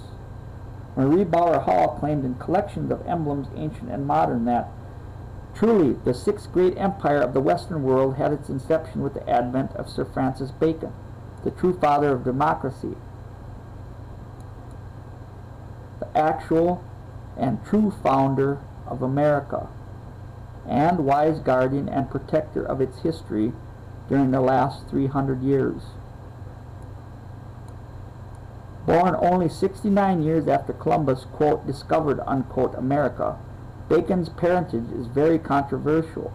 He was born to Queen Elizabeth's lady-in-waiting, Lady Anne Cook Bacon, wife of the Lord High Chancellor of England, but some Bacon scholars now believe he was in reality the firstborn son of Queen Elizabeth and Lord Robert Dudley, the Earl of Leicester, and was merely adopted at birth by the Bacons, who had suffered the misfortune of a stillborn child at approximately the same time. That would have made Bacon the grandson of King Henry VII and therefore the rightful heir to the British throne. Why the switch? Bacon's father, Dudley, was secretly married to Elizabeth before she became queen in 1558 at age 25. It is well known that Elizabeth wanted to marry Dudley openly, but it was politically impossible because he was very unpopular. His first wife died suddenly under suspicious circumstances in 1560, the year before Bacon's birth. Throughout her reign, Elizabeth was haunted by this persistent rumor that she had given birth to bastard children, Bacon being the most prominent. In any case, at maturity, Bacon, an English lord, became well versed in the occult and even claimed to be so mystically adept as to be in possession of, quote, all knowledge, unquote. Marie Hall described Bacon in glowing terms. He is the founder of Freemasonry, the guiding light of the Rosicrucian order, the members of which kept the torch of true universal knowledge, the secret doctrine of the ages, alive during the dark night of the Middle Ages. Bacon had been initiated into the new liberalism represented throughout Europe by secret societies of intellectuals dedicated to civil and religious freedom. Later, when the moment was propitious, he threw the weight of his literacy group at the English colonization plan for America, cherishing as he did the dream of a great commonwealth in the New Atlantis. Though born a half a century after the death of Columbus, the ciphers Columbus used were later to be called the Baconian ciphers. This secret method of communication involved the seemingly random use of italics and the use of subtly different type styles to convey coded messages. Sometimes even single letters within words were italicized or had subtle font changes. Entire volumes have been devoted to the deciphering of the coded messages, many of which are available only in the rare book section of the Library of Congress. There is evidence suggesting that Columbus was a member of the same secret society that Bacon led in his later days. The similarities between the two are so remarkable that Lord Bacon has even been referred to as the little Columbus of literature. Bacon was very secretive, although he strove mightily to propagate the New Atlantis idea. Like many others involved in the plan, since he preferred to remain in the background as much as possible.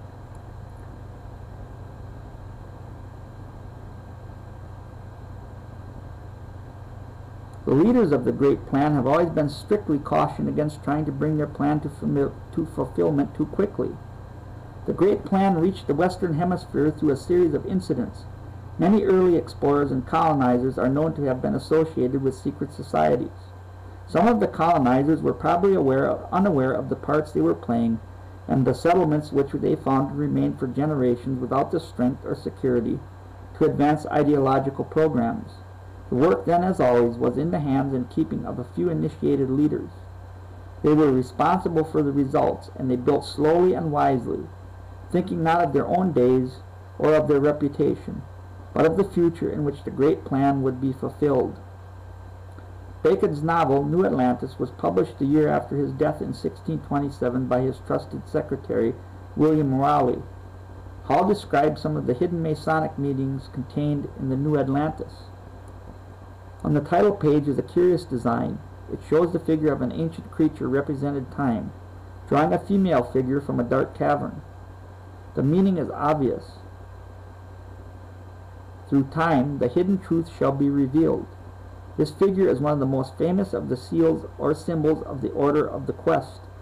Contained within it is the whole promise of the resurrection of man and the restitution of the divine theology.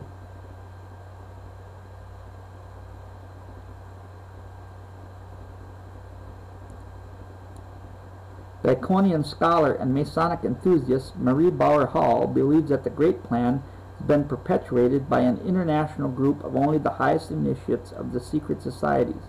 She wrote, "Perpetuation of the Great Plan was secured by secret tradition among an inner group of initiates unknown to the outer order at large, and patterned in Bacon's New Atlantis. This inner group counts a small number of members in all of the countries of the Western Hemisphere. They have kept the lamp of the Muse burning during the last 300 years. There is some controversy over why New Atlantis was never published in Bacon's lifetime. Although most authorities believe it was unfinished, Manly Hall offers another interesting view. The book was actually completed but was never published in full form because it told too much. The final sections of Bacon's fable are said to have revealed the entire pattern of the secret societies which had been working for thousands of years to achieve the ideal commonwealth in the political world." Bacon formulated a complex and far-reaching plan to reorder the world and everything in it. As revealed in another of his books, Insurrectatio Magna, the plan would recognize the sciences and restore man to that mastery over nature that he was conceived to have lost by the fall of Adam. Bacon envisioned the knowledge as a pyramid with natural history as its base, physics in the middle, and metaphysics as the vertical point. Some experts say that Bacon wrote a sequel, or at least a second part to New Atlantis, that included comprehensive details and timetables of how the Great Plan should be accomplished. It is well known among the secret societies of Europe that the second part of the New Atlantis exists. It includes a description of the crest and the coats of arms of the governors of the philosophic empire. It may be for this reason that the writings were suppressed, for these crests and arms belonged to real persons who might have been subjected to persecution, as Sir Walter Raleigh was in their association with the secret order had been openly announced. The initiated faithful believed that this secret document still exists and was brought to Jamestown in 1653 by his descendant Nathaniel Bacon. Nathaniel Bacon is said to have buried his ancestors' material in the new capital of Virginia, then in Williamsburg, in a great vault beneath the tower center of the first brick church in Bruton Parish. This is now known as the Bruton Vault and has been the subject of great speculation and treasure hunting ever since. And that is where the concept of the movie National Treasure comes from, ladies and gentlemen. Incidentally, it was Nathaniel Bacon who instigated the first revolution in America. Later that year, in 1676, exactly 50 years after Lord Bacon's death, and exactly a century before the American Declaration of Independence, Nathaniel Bacon burned Jamestown and seized the Virginia colony from England by force. This was known as Bacon's Rebellion. His short-lived revolution died shortly thereafter when he died unexpectedly. Lord Bacon was versed by Thomas Jefferson as one of the three great men of history, along with Isaac Newton and John Locke. Some Baconian scholars believe that Jefferson was the last to examine the contents of this vault and that it has been lost since then. British exploration in America began in 1585 when Sir Walter Raleigh, an adventuring British nobleman, mounted an expedition to colonize Roanoke Island, off the coast of what is now North Carolina. The 24-year-old Raleigh was already a member of a secret society, which would later become known as the Baconian Circle. This circle, of course, believed that America was to be the glittering New Atlantis, promised for centuries by secret societies. So great was the clamor for the settlement of America, which the Baconian Circle had set up in England, that Raleigh had no trouble recruiting candidates for a new expedition, as every man in Europe had it on good authority that the Indians used chamber pots of solid gold encrusted with rubies and diamonds. Once they arrived, however, the new colonists found no gold like that which the Spanish had discovered in Central and South America. Under constant attack by hostile Indians, they were eventually wiped out. After the failure of Sir Walter Raleigh's expeditions in 1585, it took a generation before the British were ready to mount another attempt to colonize America.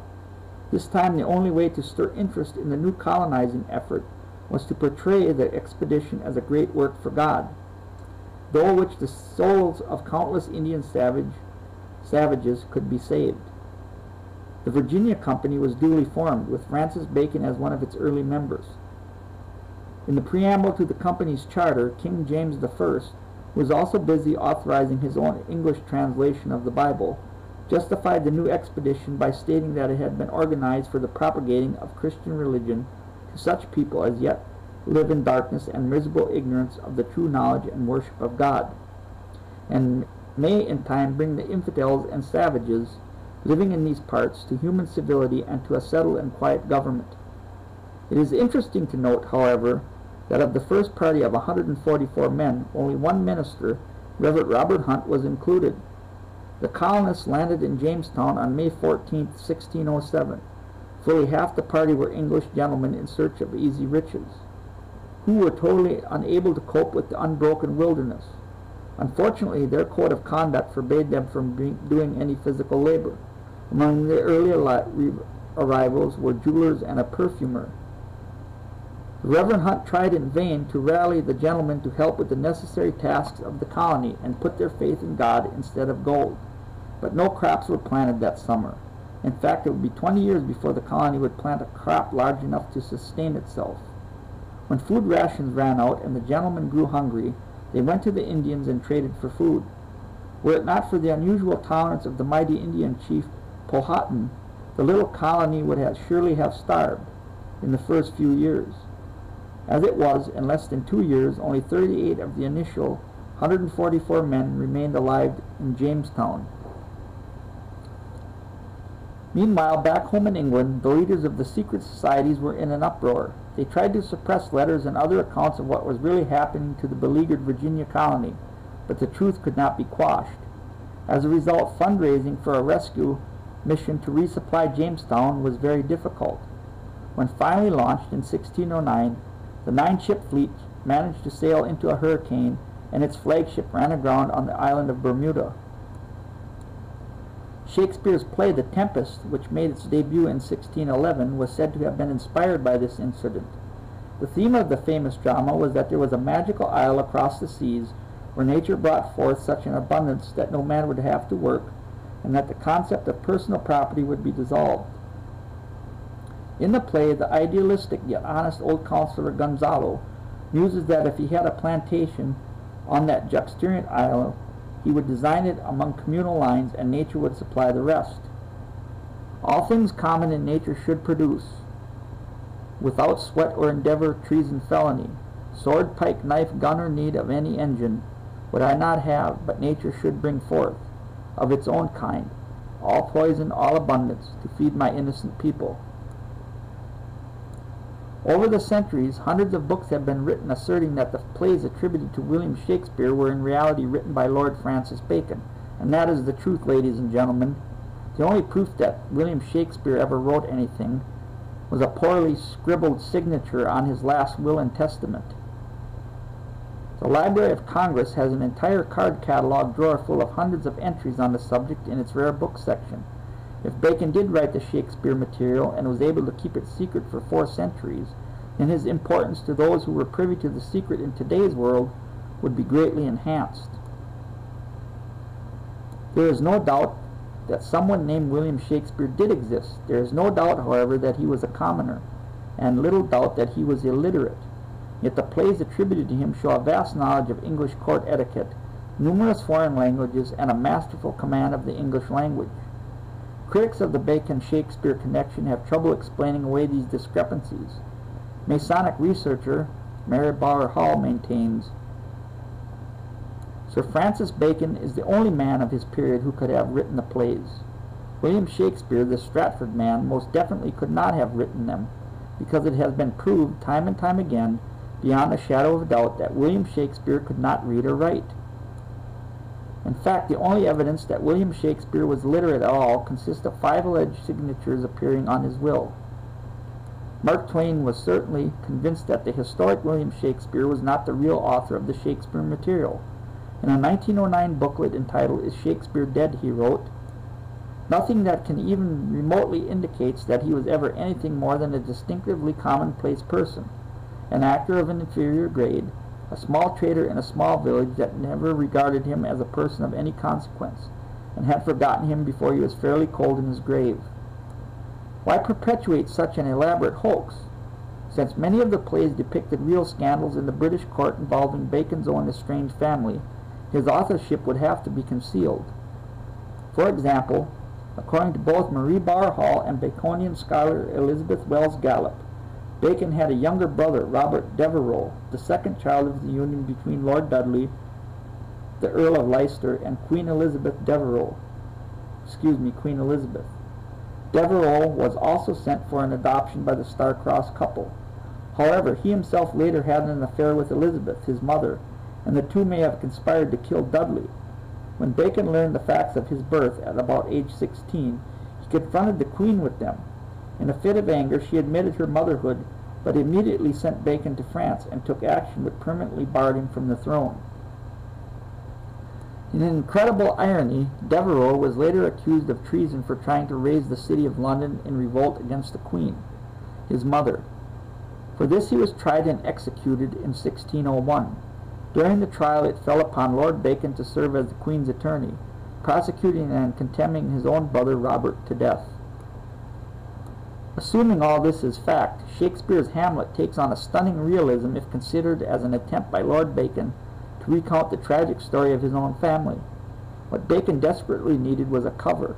He needed a substitute author, a pen name only, not a ghostwriter, to allow him to tell his incredible story in a manner that would not endanger either himself personally or his mother's ability to maintain the throne of England. Hall claimed that such a stand-in would need to be an ignorant outsider who could take the consequence of authorship in case of possible detection. Such a man was found in William Shakespeare, a groom in the employ of Sir Francis Bacon's father, the Earl of Leicester. At some point, the historic William Shakespeare did come into a substantial sum of money. According to Marie Bauer Hall, in 1602 he returned to Stratford, a wealthy man, and purchased 107 acres of land. He also helped his father in the purchase of a coat of arms under false pretenses. Shakespeare died in 1616 at the age of 52, supposedly after a drinking bout with Ben Jonson, the famed English playwright and poet. Jonson was a close friend and contemporary of Lord Bacon, though 11 years his junior. Johnson was asked to terminate the deception by retiring the historical William Shakespeare prematurely.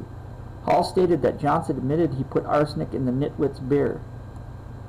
Johnson wrote of Bacon fondly, however, of greatness he could not want, but of the death of Shakespeare, supposedly the greatest playwright of all time, Johnson and all his colleagues who should have known him well would write nothing.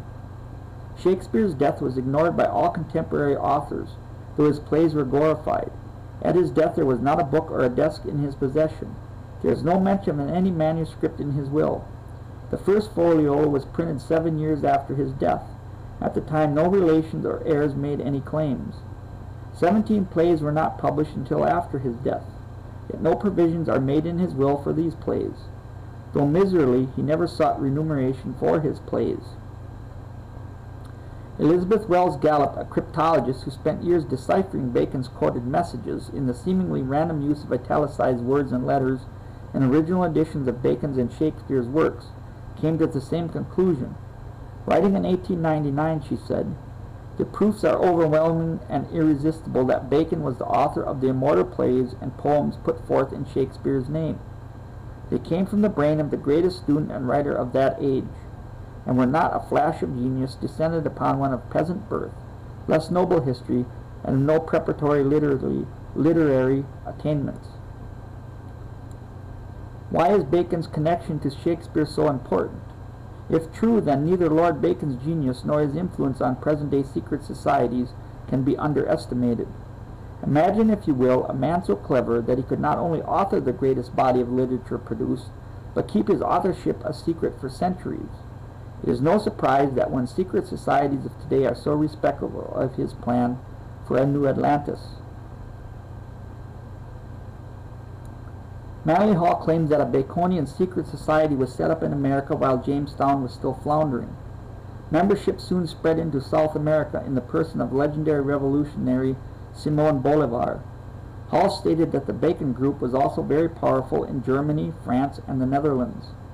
Although secret societies played a significant role in the British colonization of America, with colonization came a force that was to bedevil their well-laid plans for the New World Order: Christians. Unlike the greedy dandies of Jamestown, they came with a spirit of self-sacrifice and consequently flourished. Today, as then, it is Christians who are the major stumbling block to the plans for the rise of their New World Order. Through the years, the concept has remained the same: to unite all nations under a single sovereign world government, ladies and gentlemen.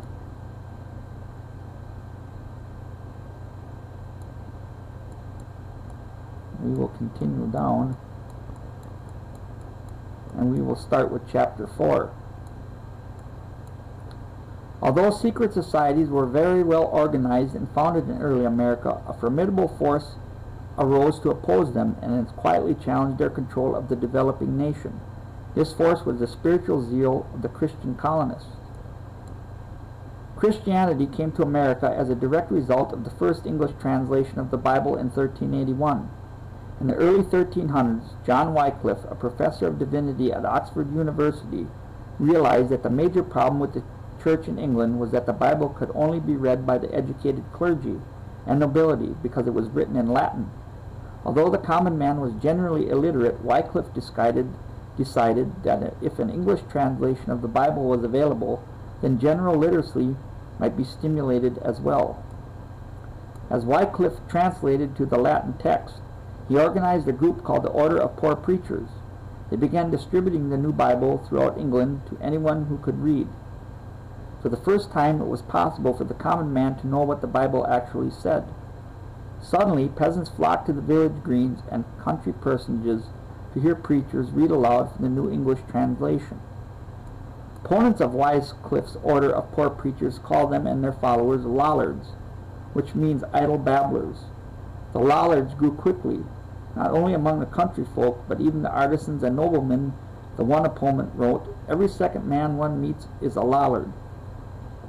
The lollards made such an impact in Britain that eventually Wycliffe's works were banned and the Pope ordered him to Rome to undergo trial. Although Wycliffe died in 1384 of a stroke before he could undertake the journey, lollardry continued to grow. By 1425, 41 years after his death, the Roman Church was so infuriated with Wycliffe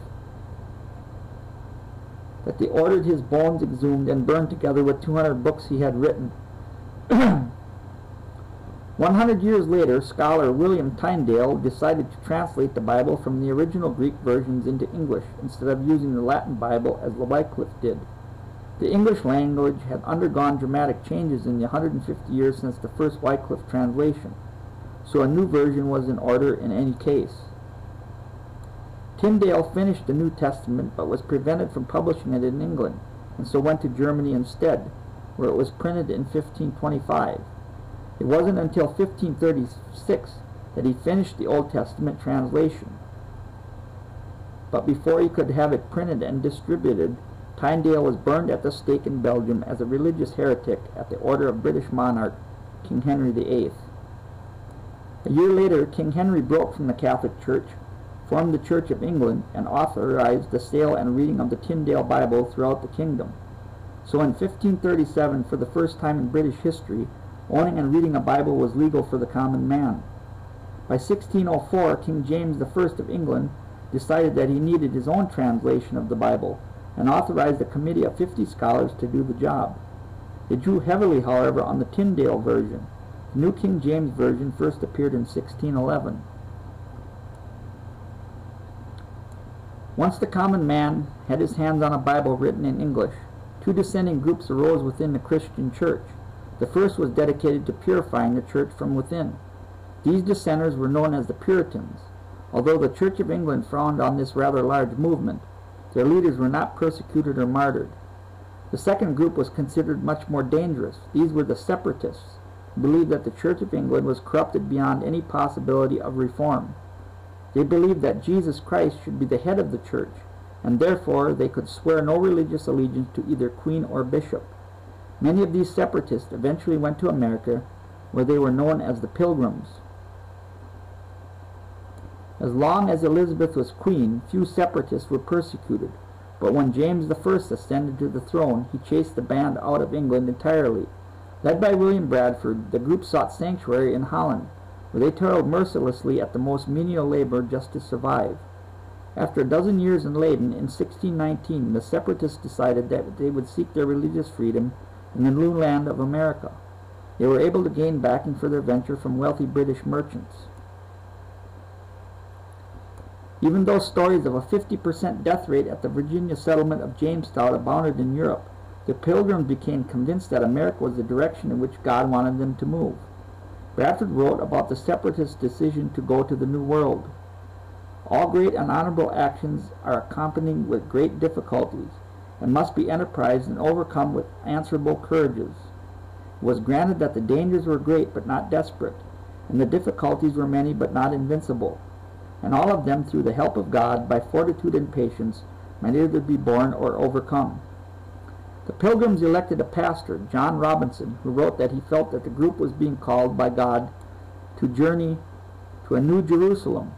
It is ironic that this group of Christians, as well as Bacon's Illuminists, both felt their migration to the new land of America was the fulfillment of prophecy, one to establish their new Atlantis, and their new Jerusalem. Although originally headed for Virginia, the ship carrying the Pilgrims, the Mayflower, was blown hundreds of miles off course and into the peninsula of Cape Cod.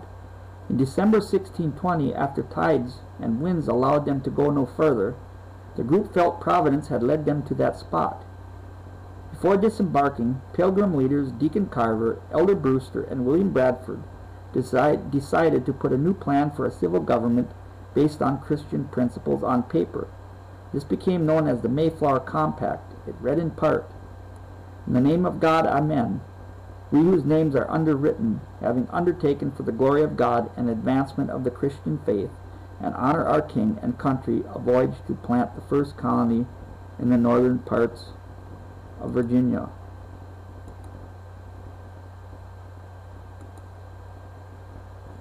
And ladies and gentlemen,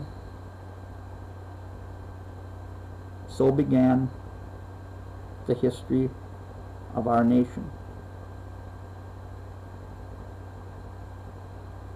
In closing, I want to say once again, Columbia,